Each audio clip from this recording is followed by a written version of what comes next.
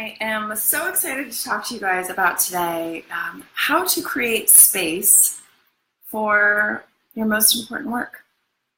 So really thinking about your most important work, and the way that you can really think about this is that often in our work we are going towards we're finding ourselves working on what is the most important and actually most urgent, right? We ended up getting really caught in doing a bunch of like urgent tasks, the emergency stuff, we're putting out fires, and ultimately what we need to be creating space for, especially if you have a big project, a big dream that you're wanting to put out in the world, is that we need to create space for our most important work.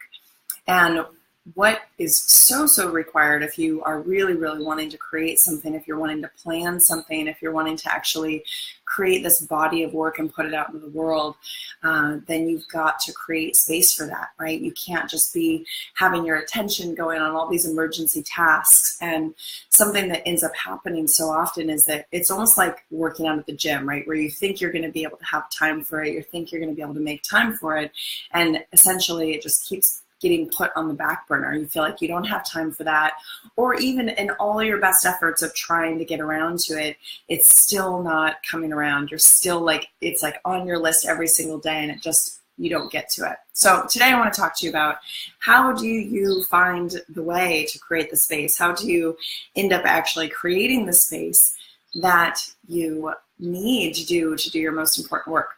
And I will share with you, I've actually been in this really fun competition in the last week and a half, almost 2 weeks now, and it has been solely designed to help me create space for my most important work. And I've learned some really powerful lessons with it. So number one, and this is, what I work on with my clients, which is having accountability. So I'm on a team. All of us on the team are doing this. And actually, it's not just scored on the minutes that you're putting towards your most important work, but it's also scored towards eating, like whatever you set for your goals within these categories, okay? Eating, nutrition, eating/nutrition, fitness, sleep, which is a big one, and I'll get to that in a second. And then planning your day, which is also a big one, I'll get to. And then the most important work. And for the most important work, it's all about getting at least a minimum 100 minutes. So roughly about an hour and a half. And the way I've been doing those, you can cut them into, like 30-minute work cycles. And by that time you've got it. Or you can even do, 2 50-minute work cycles. But this work cycles piece is also a really huge part of how powerful this exercise has been, this competition has been for me. So it's called the Ultra Working Pentathlon. So you're scored on these 5 areas. And so I want to dive into a few of these. Number one, I want to talk about sleep. This one has been probably the most impactful for me in terms of really making me get to it. Like, I love getting to my most important work. I mean, that's been a challenge some days as well. Eating, nutrition, my whole goal there really was just healthy, whole foods. And for fitness, I actually work out with a trainer 3 times a week. And so my goal really on my off days was just to, get on my yoga mat and do yoga, or I would plan to not have a scooter day. So I'm here in Chiang Mai, Thailand, and it's easy to like get on your scooter and go everywhere really fast. But I live in a neighborhood where I can also just walk. So I would have some days where I would just choose to walk everywhere, which meant, I was walking 15 minutes here, 15 minutes there. And it was just a really great way to get a bunch of walking in my day. So those are kind of my goals for nutrition and fitness. Those are kind of easy. I've sort of organized my life to where those are easy. Living in Chiang Mai is actually really easy to eat delicious, healthy food every day. And really for me to eat regularly is actually my commitment there as well. So talking about the sleep piece of it, and for those of you who are just joining, really talking about how you're creating space for your most important work. And I was in this pentathlon where there's sleep is a big part of it. So it's not just about getting your most important work done, but it's about how are you, how healthy are you eating? How much are you making sure that you're moving your body? And then sleep is such a huge one. So I had actually got on this like really funky schedule where I was just starting to stay up really late. And then, you know, if I didn't have any calls, I'd either sleep in or I'd have calls. And so I'd wake up really early, which means I didn't get enough sleep. You'd think that that'd make me go to sleep earlier the next night, but it was just all over the map, right? So my commitments for sleep have been to be in bed by midnight. Thank you for the hearts and the love. I love seeing those. Being in bed by midnight. And we're talking like some nights I would be like cruising back in, tearing off my clothes, throwing on my pajamas, brushing my teeth, and like sailing into bed right at 00:00. So having that commitment, and then it's not even like get in bed and be on your iPhone. It's literally get in bed and, you know, turn it on airplane mode, turn my alarm on, lights out. So it's a real serious commitment. And then my goal is 8 a.m. wake up. And that really means like get out of bed. So that's been really helpful on some mornings where I might not have morning calls and I'm really feeling like tired. I might have had restless sleep, but I am like, it's 7:58. I got to get up. I got to get out of bed. There's no excuses.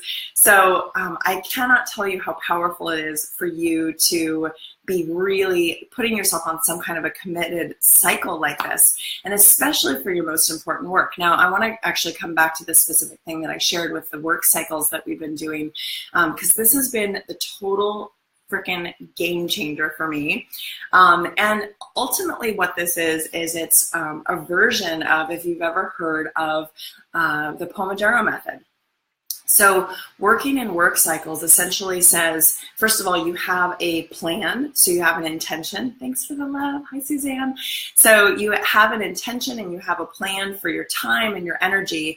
And you say, okay, here's what I want to work on. And it actually has this whole awesome spreadsheet. So a few of the key questions that I absolutely love are, so what are you about to dive into today? What's the work you're going to start in on first? How are you going to get started on this? So you really think about that small baby step, like, okay, I'm going to open Scrivener and I'm going to open to the chapter that I know I left off on, and I'm going to have that there. And also even could be that you're shutting down other windows. So we're trying to create space to deep dive, do this deep work, which means no distractions, because you are going in for like this timed period of time, whether that be 30 minutes, 50 minutes. You're going to time yourself and you're going to go in. I'm loving all these hearts. You guys are so sweet.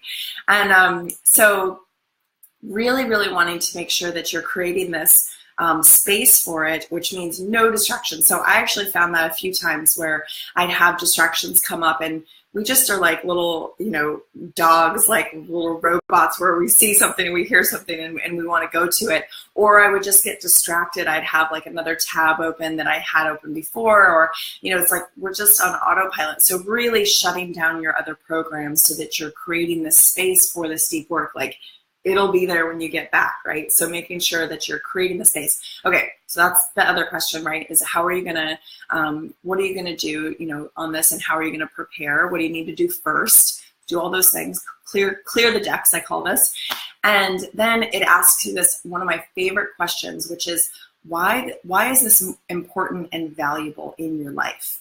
And this aligning your why of why you want to do this work is so incredibly powerful, because inevitably it helps you get really clear. So for mine, like for my book right now, I've been doing my cover, my, you know, title, tagline, my bio, and my back of cover book description.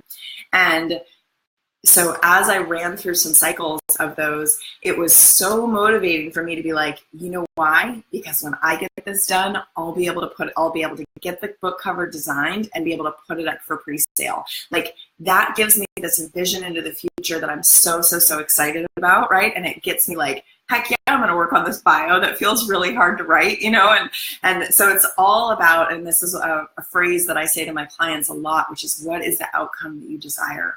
Right? The outcome I desire is to see that book for sale.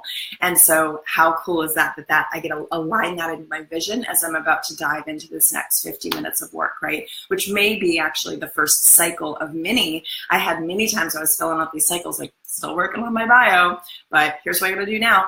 And then it also asks you this really powerful question, which is, how will you know when this is done? And I thought that was like such a powerful question, because, and as they sort of frame it in this whole competition, is that we weren't really taught how to work. And that's one of those things where we often will work on something, and it's kind of like subjective or ambiguous actually when it's going to be done. And so it was really awesome to clarify that and name that for yourself, because then you can actually say, so for mine and my friend Esther has been helping me like with the accountability. And so I was like, I know when I can send this off to Esther that it is done, and like that. So you can imagine after all the cycles of working on this bio and this description, and that when I like got to send that off to her, that was this huge milestone for me. Like, yes, this is the indicator that I have been shooting for, and I finally got to do it. So it really creates this like full circle, this visibility for yourself to see your own milestones.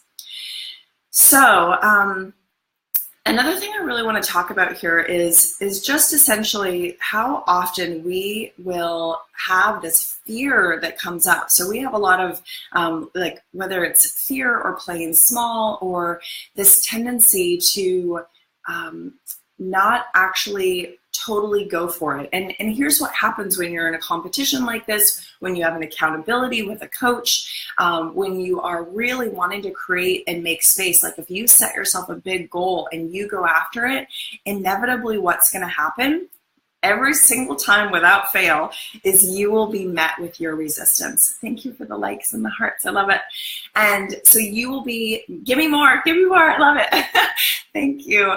And so really recognizing, and actually that was, as I stepped into this, that was one of the things I was like, I am ready for this. And so I want you to actually step into your like intention for creating space for your most important work, whatever that may be. If it's writing every single day, or if it's you have a commitment to do a video every single day, whatever is like the message that you want to share, this commitment that you want to do.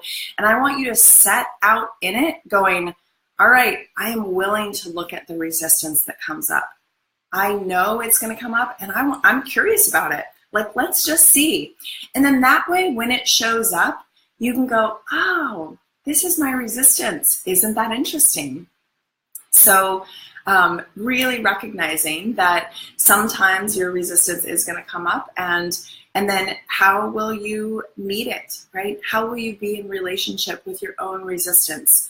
Will you be totally identified with it and have it be all your excuses and truly just have it be something that you let sideline you and take you down? So in this last week and a half, I had major like PMS cramp days. And so any of you guys who have physical pain, or if you're a woman who has cramps, you know how much that'll totally sideline you. You feel like just curling up in a ball. Don't feel like doing your work so much, and it just takes your whole mood for kind of a bit of a dip, and so you're not feeling motivated. That's actually another question that I've been loving in this worksheets that have us get started for these cycles, is that you actually track your energy and your morale, and it's just in a very simple like low, medium, high. So sometimes I would actually start out my work cycle as like low energy, medium morale. I'd maybe not really feel like getting into it, just be really honest about what those are. And again, like this is all about igniting the witness, being able to see what's going on for you, right? So I would start it at this like low, medium place, and I would get done with the cycle, and I would be like, oh my God, I'm like high energy, high morale, like I'm feeling good about doing this. So, and that was totally the opposite, right? Like sometimes we look and we wait until we are feeling inspired. We wait till we're like high energy and we have all this inspiration. But a little like total gift that I want to give you, and a reminder, and find out for yourself, right? Like let yourself be curious, dive into it and see what happens, is really to see for yourself, does that happen for you? And to remember, for me, like how great is that now I can remember this insight that doing my most important work will actually make me feel better. So as much as we want to like resist and we want to just not do it, we really want to curl up and and now I have this thing that's like, and who wouldn't want to feel better if you're not feeling good? So it's like now I know, I have like proof that if I actually dive in and do my most important work, I'm going to actually feel better, which is so freaking cool. So for you, clearing your space, so this Pomodoro method, if you've ever heard of it, you can actually search online. It's really, really common. And that's the same thing I've been talking about in terms of working in cycles, is just setting that timer for whether it be 20 minutes, whether it be 50 minutes, 30 minutes, and having this intentional thing. And then the key here as well, and the reason why you're working in cycles like this, is you want to take yourself a little bit of a break. So just a little break, like 5-10 minutes, because you don't want to get yourself in a place where you're burnt out, because that's when you do start getting distracted.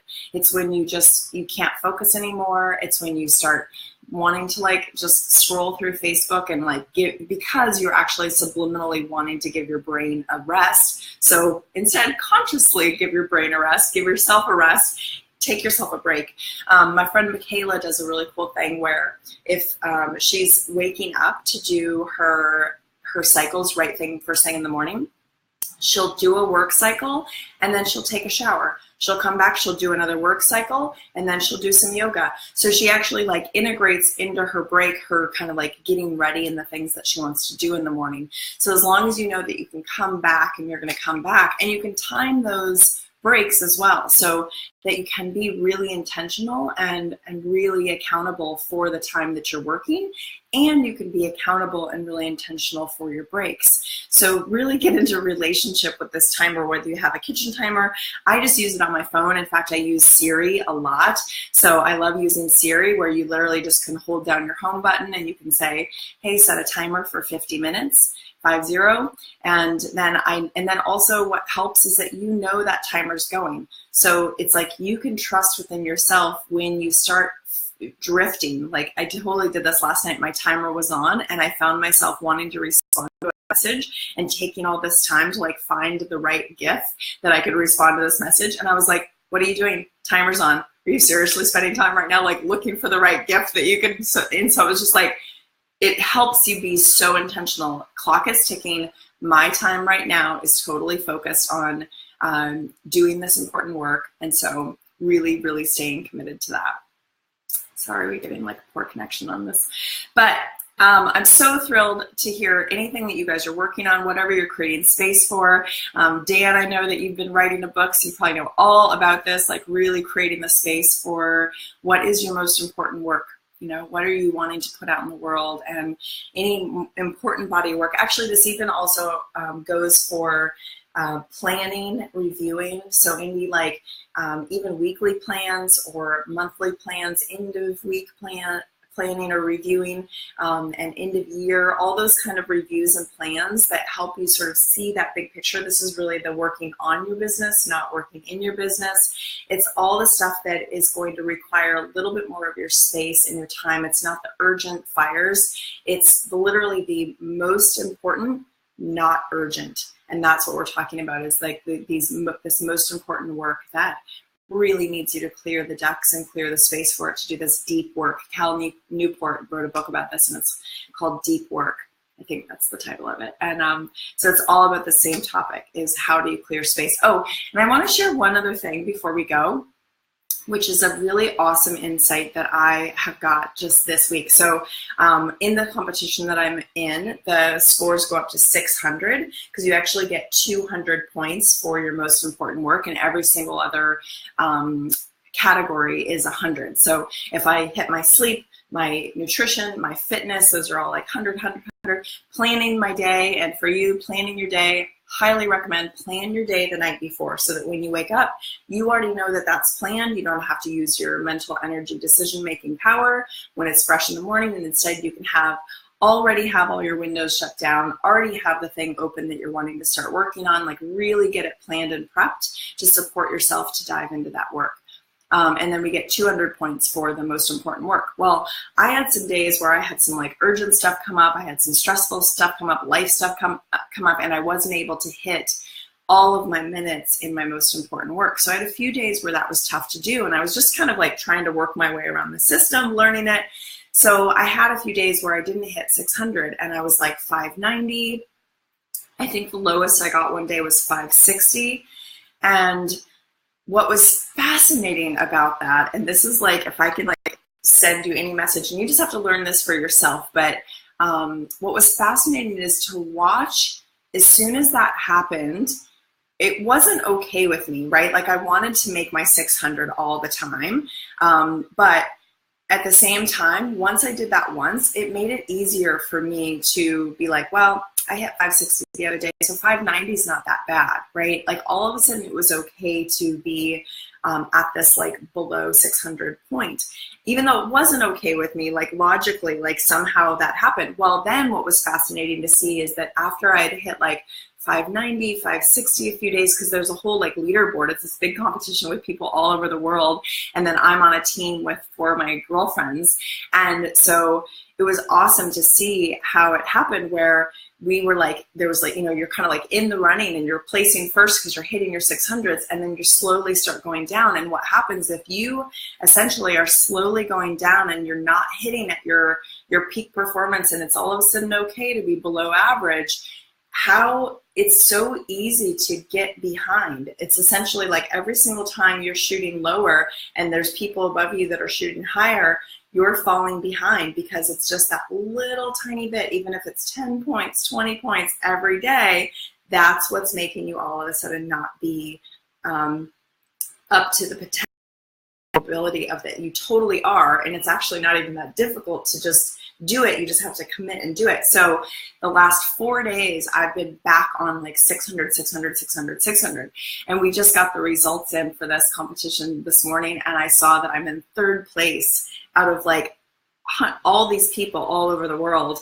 And it was this like massive light bulb for me of like, oh my God, like what little it took for me to get back in the running to be at the top. And I really think that's such a metaphor for our life and for what we're doing and how we're showing up, especially in like this online world and in business, is that really it just takes a little bit of extra effort, right? It just takes being essentially like showing up. It really does. And this is actually what I tell my clients all the time is that, you know, what clients or your clients are looking for is that they want to know that you're dependable, that they can count on you, that you're going to be there. And that right there, that trust, that not going MIA, believe it or not, is like heads above the rest. And that if you can be that kind of person and that kind of, you know, service provider or friend even, that like that is so rare in this day and age that that's what puts you heads above the rest. So really something to think about for you in terms of how you're showing up in your life. Not only how you're showing up, but how much you're willing to take that extra effort, that even if you've been kind of coming in a little bit below, going, all right, I'm going to recommit. I'm going to learn from all this resistance that's come up, and I'm going to keep coming back every single morning to go, wow, I noticed if I didn't have my windows shut down, I got distracted. I noticed that if I wasn't working in this, you know, cycles format, that all of a sudden, you know, I would lose a day because time would get away with me. So just come back and recommit, refocus on what you want, and you'll be amazed. I've gotten more work done in the last week and a half on my book I have gotten done in the last couple months. And so it's been just so powerful and so rewarding. And I want that for every single one of you who has a beautiful message to share with the world. Thank you so much for joining. If you missed it, go back and watch the whole thing. And just so you guys know, I have a program coming out soon, which is all about this, really helping you double down on your genius. I also have a retreat that I'm launching soon. So be sure to sign up on willowlovesyou.com, like my Willow Loves You Facebook page, follow me on Instagram. I do Instagram stories all the time, every single day. And so if you are following me here on Facebook, you'll actually see those stories. They get pushed there, and following me on Instagram, you'll see them there. Willow loves you on everything, and I would certainly love to connect with you, so please leave me comments. I see that Dan has left me a comment, and Victor, which is awesome, and love hearing from you. Thank you so much for joining. So wonderful to see you. Hi, Sarah. And thank you for joining, and have a wonderful day or evening wherever you are. Lots of love.